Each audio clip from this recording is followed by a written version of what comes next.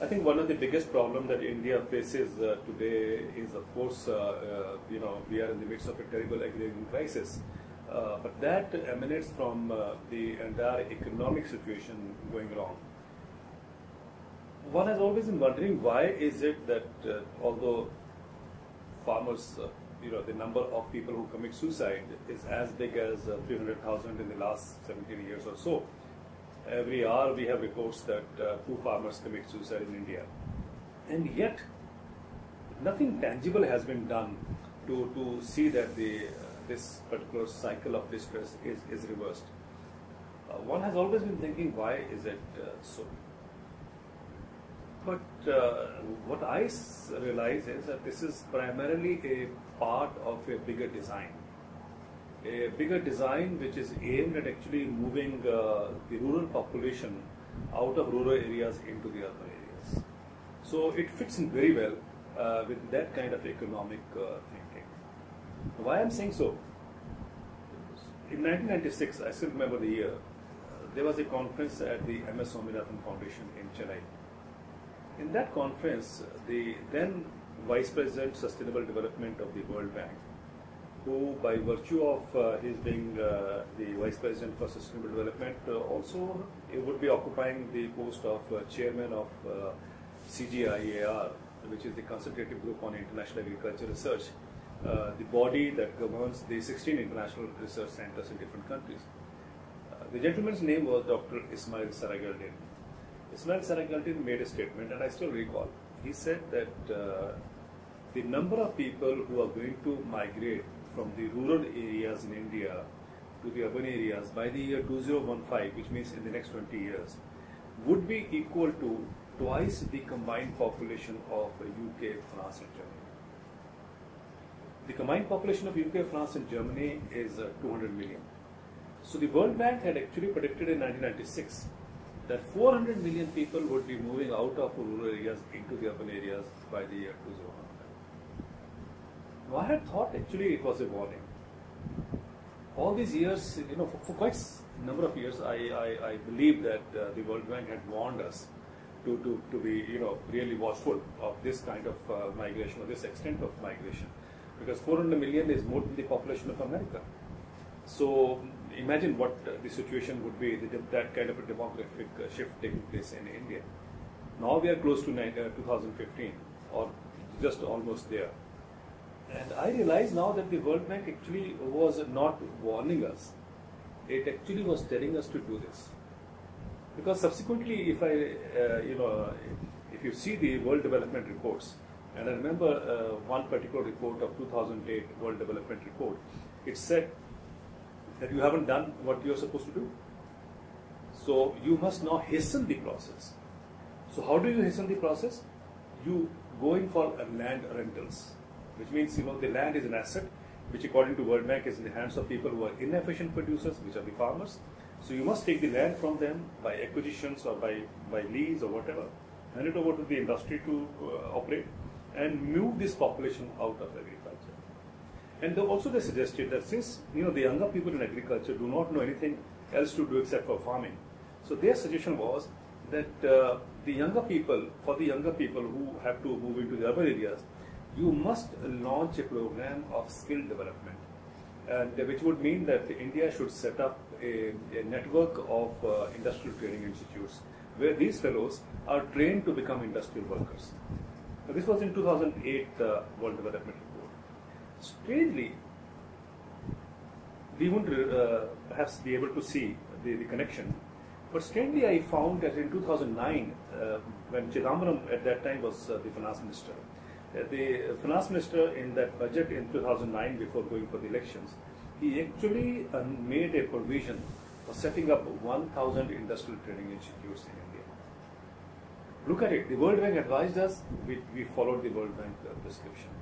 Today, I realize that the skill development program has grown so big that what the World Bank had said was that 400 million people by 2015 would be in the urban areas.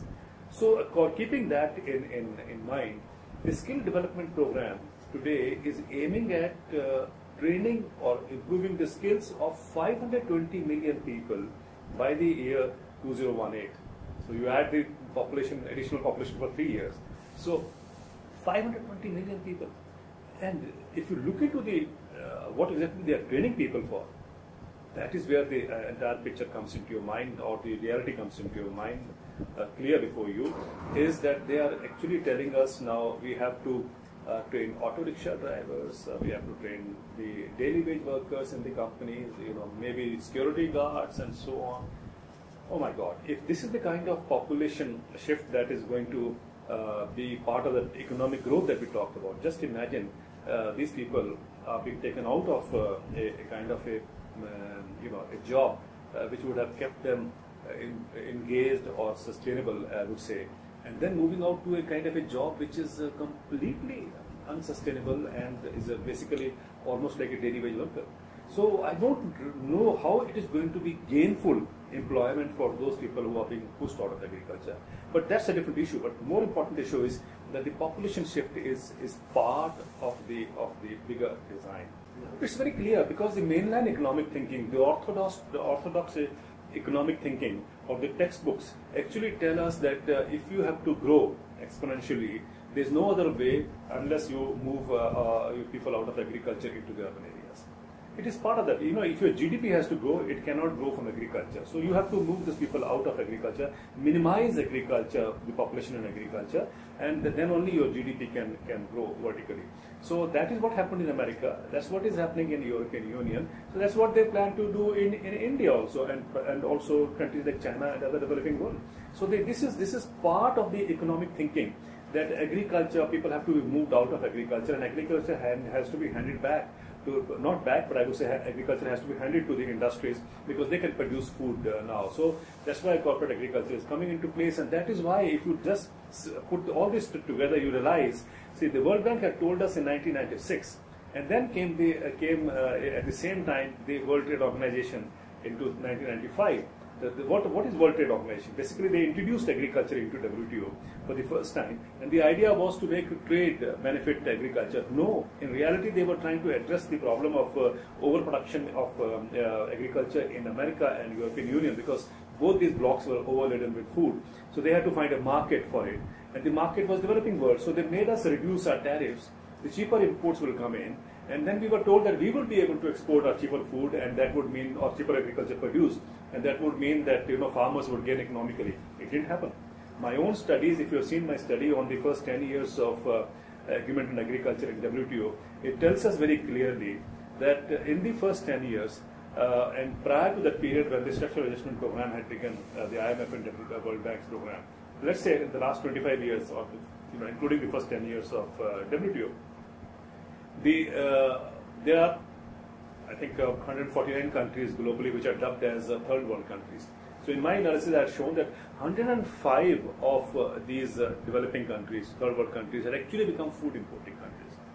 And I am sure by the time the Doha development round finishes, by and large, almost the entire third world would be, recipient of food. So we are standing with the begging bowl always, and then the rich part of the world would be providing us food. So therefore, now we are going to strengthen that divide of north and south. The north would be the food carrier. The south would always be standing with the begging bowl. And this is happening simultaneously with the effort to move people out of agriculture. So I think the picture is very clear. First of all, I think let's be very clear that with the corporate kind of agriculture that will come into the country, will that be beneficial in the long run? A, is that what India requires? B, and what will happen to the kind of the impact on food security, the kind of impact that we are going to witness on the environment, and so on and so forth. So I think these are issues which in any case should have been debated and deliberated in this country before we move into the kind of push that we are witnessing for bringing in corporate agriculture in India. And the FDI in retail, the entire debate in FDI retail, actually, without saying, is actually trying to ensure that the marketing is provided by the FDI retail, so that the corporate agriculture not only comes here to farm, right from the seed or from the farm to the fork is the entire chain that will be taken care of by the corporate. So FDI retail would have very well fitted in the entire, the structure that we were building for corporate agriculture.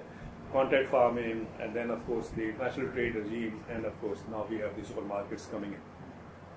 Now this, leaving aside, if you move on from the other part, what is the way out? I think before that, let's first also see the demographic situation globally. In America today, there is less than 1% of the population which is left in agriculture. These are the family farms. I don't think we'll see a greater reduction in the family farms now existing, which are already existing in America. In Europe, at the same pace, we are seeing farmers, leaving agriculture in America. Every minute, one farmer quits agriculture in European Union. Now, this is despite the massive subsidies being provided to the agriculture and even direct income support being provided to farmers there.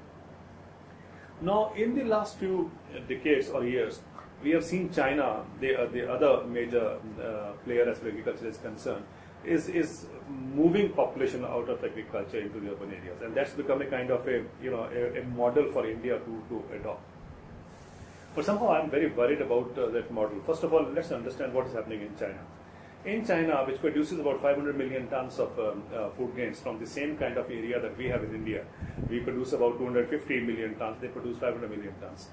The population is about 200 million more than India. But let's look at what is happening in China. In China, it is expected that by the year 2030, the number of people living in the urban areas would be 70% of the population, which means the villages are becoming empty in China. Now, we are being told that there's an economic growth in China and it's brought in wonders to rural areas. But the reality is, if you look at China Daily tells us that every year 280,000 people are committing suicide in the rural areas. In India, it has been 17 years since this number has committed suicide. 280,000 roughly is in 17 years in India. In China, every year 208,000 people on average are committing suicide. Out of which, according to the China Daily, 80% of those who commit suicide are committing suicide because of the land issue. So the kind of land acquisition that has taken place in China has done the damage there. So I think people don't talk about it here in India. But also look at the other part. Recently, a report has come out by the Chinese government. It has said that 1/5 of the entire agriculture land in China is ecologically devastated. So the fertilizer, the heavy metals in infiltration in the soil is so phenomenal, nothing can be done there.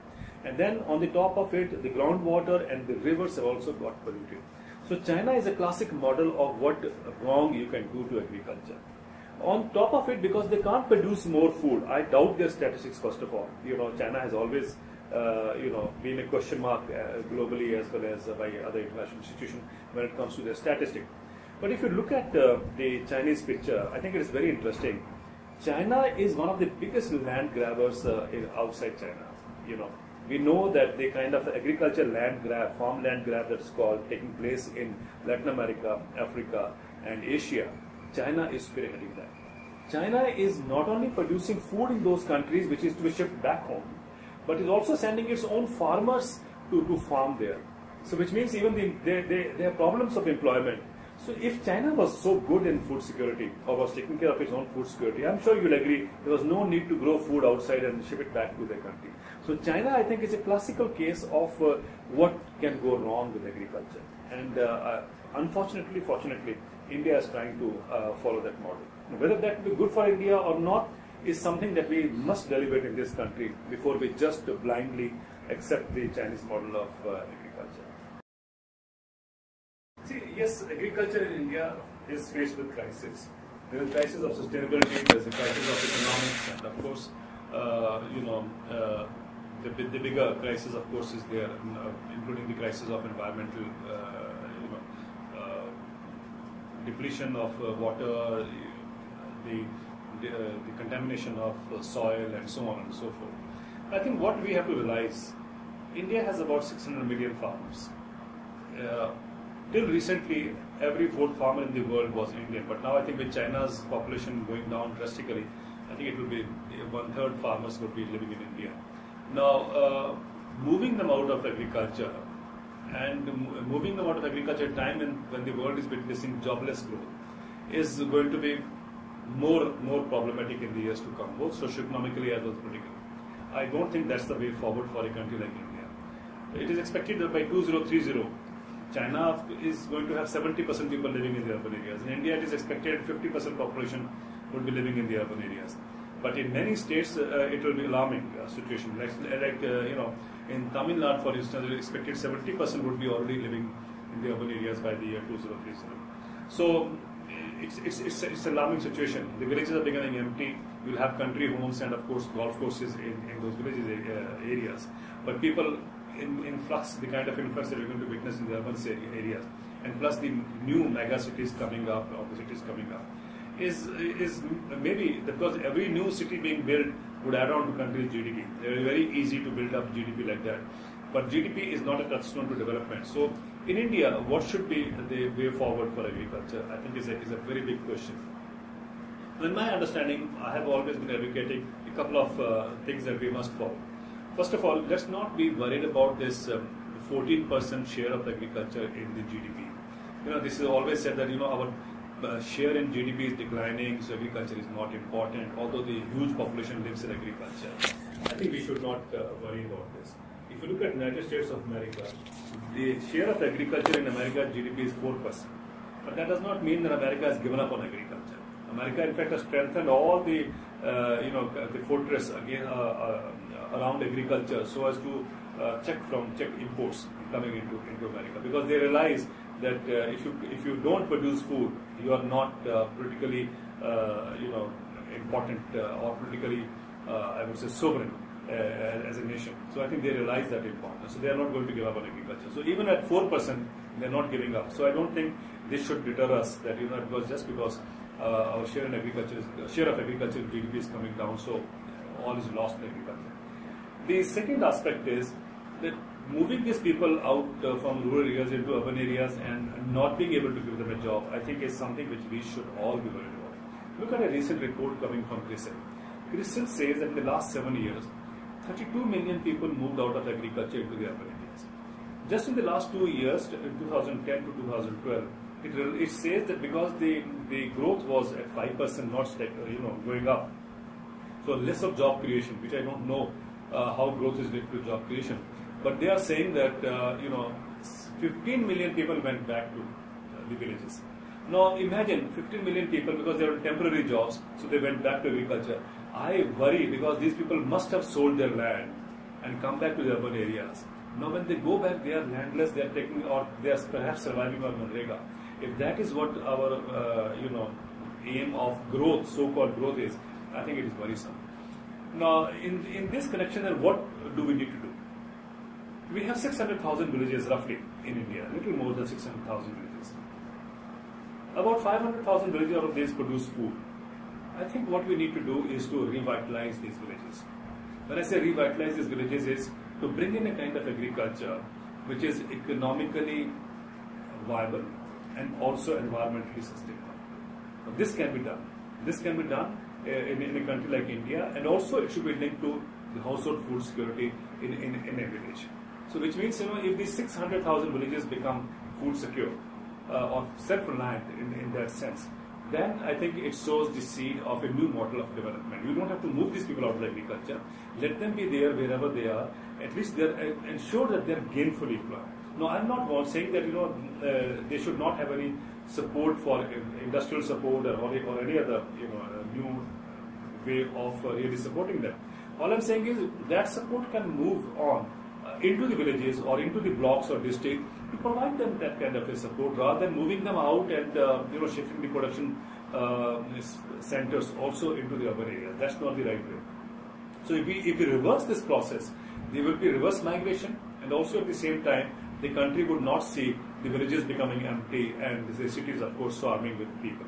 So that, I think, is one way of reversing this entire the World Bank approach, basically aimed at raising the GDP. It's very easy to say that people in India should be able to do something on their own.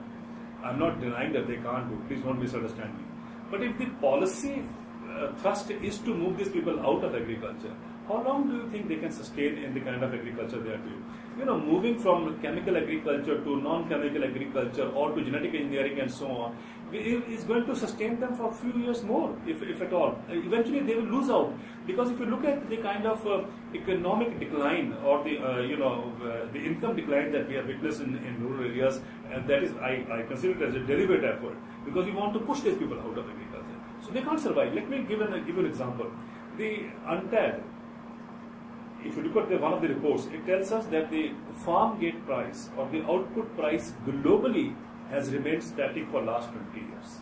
If you adjust for inflation, what you are fetching, what a farmer is getting for, let's say, tomato today is exactly what he was getting 20 years back. If you look at an FAO report, FAO tells us that for the last 10 years, the output price has remained static. Now, input prices are zooming, output prices are static. Now, what do you expect the farmers to do? They will eventually commit suicide or move out of agriculture. If you look at India, when the Green Revolution came in the 1966, we were told that, the more you invest in agriculture, the higher is your productivity, the higher will be your income. Now, after 48 years of Green Revolution, today we realize that the average income of a farming family in India is rupees 2,150. This is what the NSSO tells us. This is what the Arjun Sen Gupta committee also tells us. 2,115 is less than $40 a month. Now, if at this particular income level, you expect the farmer to survive? Farmer means not only one person, I'm talking about his farming family. Every month, if this is the income, the younger people are not going to take up that profession in which the father is unable to earn much. So they are moving out of agriculture in any case. So look at it, 2,115 is I think is a poverty level kind of a income that we have for the farmers in India. But if you look at Safai Karamcharis, Mayawati, before she left the chief ministership in Uttar Pradesh, she gave a minimum salary of 18,500 rupees per month to the Safai Karamcharis. It is better to become a Safai Karamchari than to be a farmer. Why not? I think if this is what the Annadata is going to get at the end of the day, then I think agriculture has to go out of fashion, and that is what is happening. Today you'll be surprised in India, 60% of those who produce food for the country are going to bed hungry. If that's the situation, you can't and so hope that these people will have the entrepreneurship ability to really carve out a miracle out of nothing. So all I'm saying is we need policy changes or policy mix to help these farmers. If you can provide 31 lakh crore rupees as a tax concession as part of that revenue foregone in the last 10 years to the corporate sector, which did not result in any jump in industrial production, neither did it create jobs. 31 lakh crore, according to what some economists tell us, and I use those figures, they say that 48,000 crore subsidy in a year is good enough to wipe out poverty in India for 1 year. 31 lakh crores, using the same data, 31 lakh crores could have wiped out poverty for 62 years, which means all times to come. Now, this means the resource allocation has been to a sector which was not utilizing that money in a form that we could have gainfully seen the spread all around. So this money, if it had gone to agriculture, to boost agriculture, you would have seen the miracle. And once agriculture develops, the entire economy will have to see the domino effect. So I think it is very important to bring more money into the hands of the people in the rural areas, and this can be done. And I'm not saying that there is one size which fits all, but there could be different ways of doing it in different areas. After all, we have 20 climatic zones as far as agriculture is concerned in this country, and we could have different models or different ways to see how we can make agriculture more productive and sustainably viable, economically viable.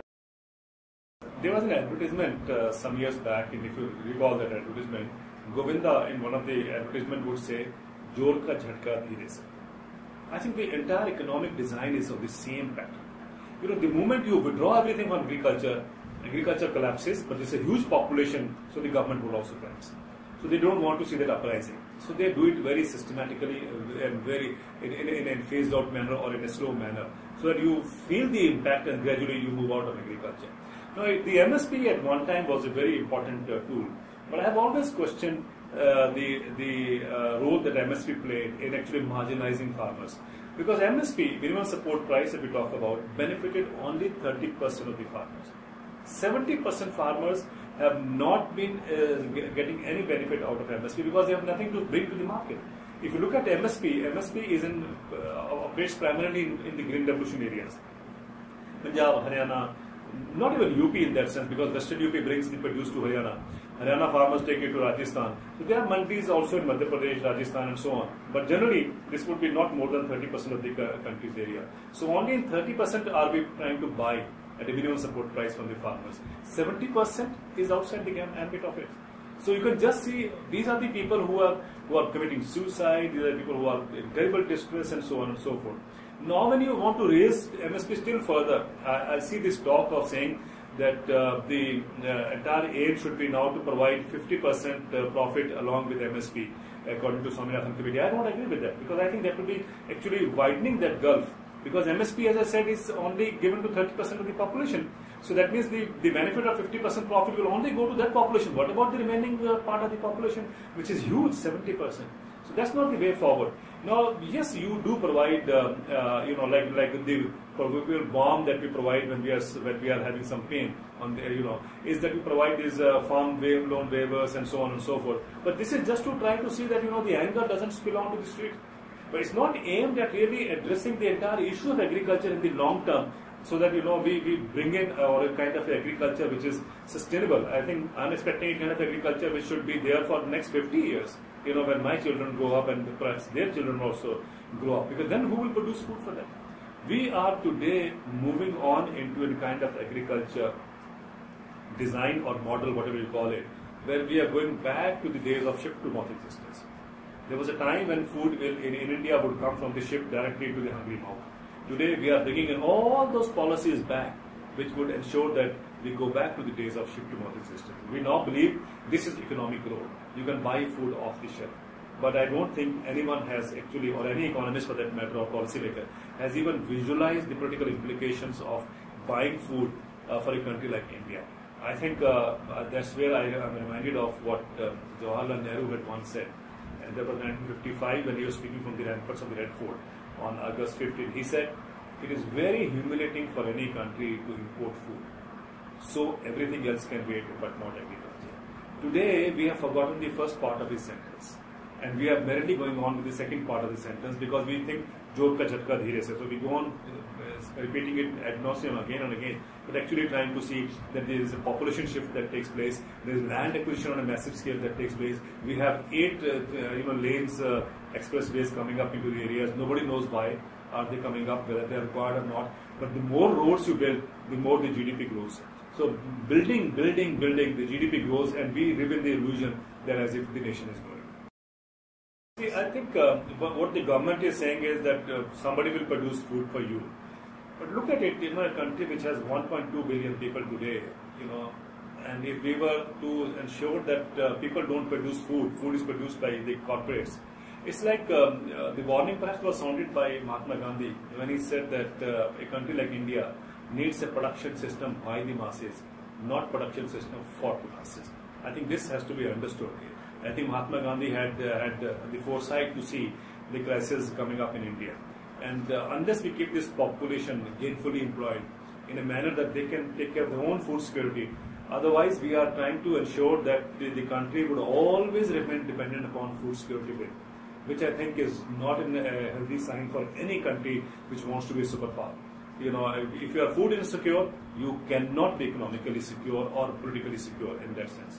Having said that, what we need to do is, if you remember, I told you that we need to develop the villages. My concept is that every village or a cluster of villages should operate in a manner in which we can have local production, local procurement, and local distribution. And this is linked to food security. And this was a system prevalent in India before the British came in. In many places in India, it is still there. We have seen a cluster of villages, let's say in the Kalahandi belt of Odisha, which is infamous for starvation and hunger. I've seen villages which have not seen hunger for the last 30 years. These villages survive or live on what is called as food gain banks or sharing and caring system. So, every village is a microcosm of country's polity. So it has landless people, it has people who are landowners and people who would sell their produce into markets. So these villages are collectively buying the produce from these people who have to sell it in the market at a market price, make a grain bank out of it, and then ask the poor people in the village that whatever you want to come, if you are not food insecure, please come, take your credit. On credit you can take your quota of food, and at the time of employment, at the time of the harvest and so on, you can repay back. And this system has grown in the country. It has not reduced. So why not we can build up this system across the country where every village becomes a village republic. And this is only possible if we bring back the focus on control of natural resources by the village communities rather than bringing the government or the private sector, control it and produce food for the people. See, there's no denying that lifestyle changes are taking place. People do want to live in luxury. And that is what always I'm puzzled, because when I travel into the Western countries, I find the farmers there living in luxury. Whereas the Indian farmers are living in penury, or they are in subsistence farmers in India. Why is it so? And I've often asked this question to the farmer friends in America or Europe, that you guys live in luxury, and then you want the WTO to open up all the trade barriers. So your cheaper food will create more problems for the Indian farmer. They'll be out of agriculture. Is that the model of agriculture you want? And I have often found that they are the ones who understand what it means, because it will hit them also at some stage or the other. So they've been saying, no, I think each country should have its own kind of agriculture protection to ensure that agriculture survives or thrives in a manner that the kind of expectation that younger people have from the way everything is going around them, which is very valid. Now, why it is not happening in those countries? It's very interesting. If you look at the United States of America, and if you look at Europe for that matter, if you look at America, the average, the income, monthly income of a farming family in America is about 150 times, 100% more than the average income of the area that they live in. It's not because the farmers are very productive there, but because they get direct income support. If you come to a country like Holland, in Holland, the farmers, the average income of farming family is 285% higher than the average income of community. Now, it's again because of subsidies. So the question point I'm trying to convey is, if those people can live in luxury by farming, we can also do it. All I'm saying is the incentives have to come from the government in a manner that the farming becomes a profitable or an economically viable venture. That's what I'm suggesting. So that's why I've been fighting on this premise that a time has come when Indian farmers need assured and guaranteed monthly income every month. And that is what will bail them out. If a chaparasi can get 15,000 rupees per month as his basic salary, if a safai karamchari in UP get 18,500, please tell me what crime has the farmer done that he should get 2,000 rupees? Why can't he get 18,500 rupees? If he gets 18,500 rupees, I can tell you his economic condition will improve drastically for the better. So why not do that? And there's nothing wrong. I'm not saying that people should not have that aspiration. But there is a way to do it. Rather than moving out, making them become auto rickshaw driver is not going to bring that kind of economic prosperity that you see, or economic vision of growth is not going to take place per household. That is something which is more worrisome.